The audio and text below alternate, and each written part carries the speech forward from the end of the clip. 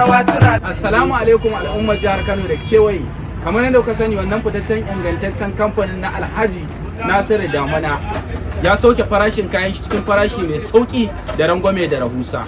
Kamar yadda kuka sani, a katafaren kamfanin Alhaji Nasiru Damana Ventures Nigeria Limited ne kaɗai zaki iya samun nau'ikan kayan kitchen wares. Muna da hot flags, kuloli da frame da sauran nau'ika irin su josa da kettles da kuma blender.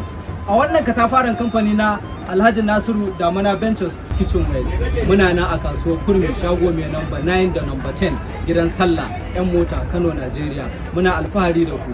Alhaji Nasiru Damana Ventures namu ne, naku ne, na kowa da kowa ne. Ga masu sha'awar siyan kaya a kai musu koma ina suke a faɗin jihar Kano ko kuma wajen Kano, a faɗin Najeriya baki ɗaya, za ka iya kiran namban waya kamar haka: 0706113838 ko kuma 08055902798 ko kuma ka kira 08088092547. Sarkin Kano Sunusi. Ga masu sha'awar zuwa kai tsaye kuwa ba ɓoyayyen wuri ba ne. Yana nan a kasuwar Kurmi, 'yan mota nan gidan Sallah, shago mai namba 9 da kuma mai namba 10. Sai ku zo.